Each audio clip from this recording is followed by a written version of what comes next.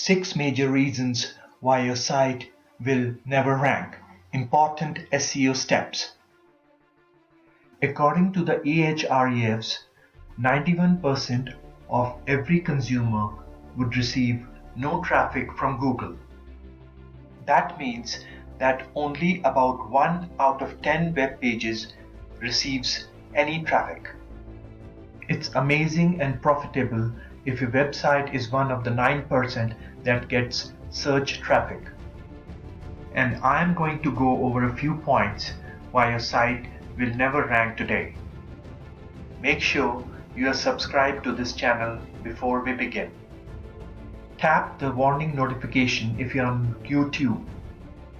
The first reason is that your website has no backlinks. Several studies have shown this, but only one study by Ahrefs shows a linear association between backlinks and search traffic. Another analysis by Authority Hacker showed that backlinks are still the most highly correlated factor for SEO performance. This means that the more backlinks you receive, the better your chances of having organic search traffic are, even though you don't have to be aggressive about outreaching to get backlinks.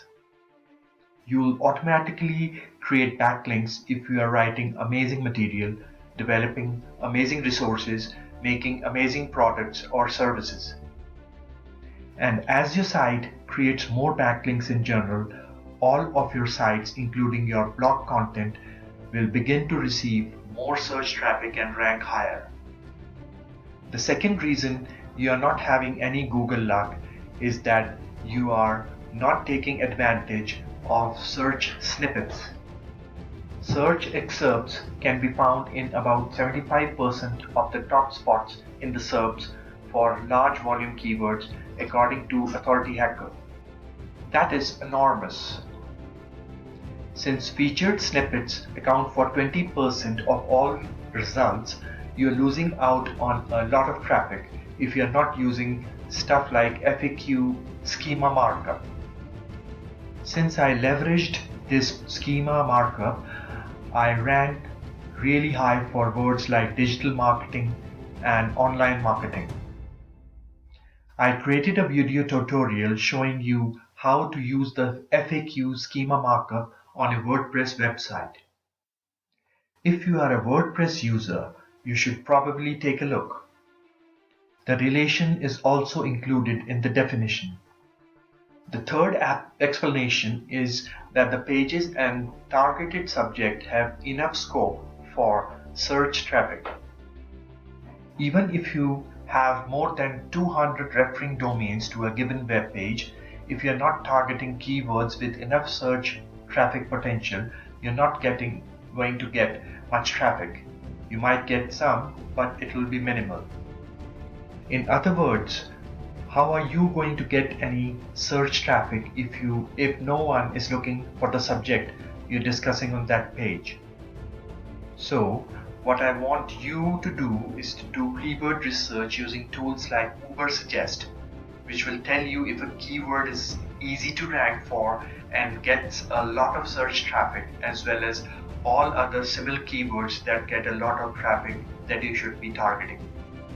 The fourth reason you aren't using meta tags, H1 tags, and title tags to insert your target keywords is that you don't know how. According to a study conducted by Authority Hacker, there is close connection between keywords, H1 and title tags and rankings. Consider it for a moment. Isn't this reasonable? When you do a search for a word and that term appears in the results, you're much likely to press than when you don't. And you won't find the keyword or expression in any of the results. Now, the title tag that you use on your website is what Google is looking for. But when you're doing a Google search and see the word, that's your title tag that they are pulling from. That means you're more likely to rank if you use the keywords in your title tag, meta summary, and even your H1 tags and in your web page. It will be more difficult for you to rank if you do not take advantage of these opportunities to use your keywords. The fifth reason you aren't using HTTPS is that you aren't using it. It used to be that HTTPS was optional, but that is no longer the case. Using HTTPS if you want to rank now. When it comes to SEO, it is pretty much a given these days. The sixth explanation for your low lighthouse score on Google's audit.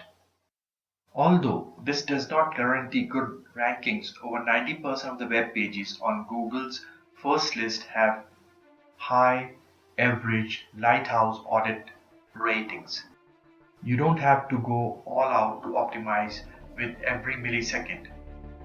However, the same authority hacker analysis that I listed earlier found this common trait among the top ranking web pages. Your page speed is also broken down in the site audit report, which is based on Google Lighthouse.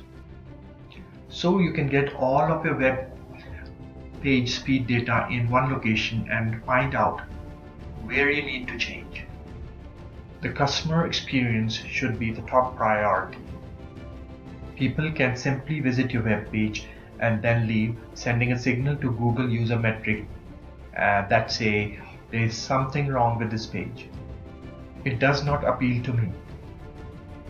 Google does not care whether it's about on-page SEO material or page load time. They're looking at all. That's what there is to it. If you like this video, please like it, post it, and tell others about it. Thank you for taking the time to watch.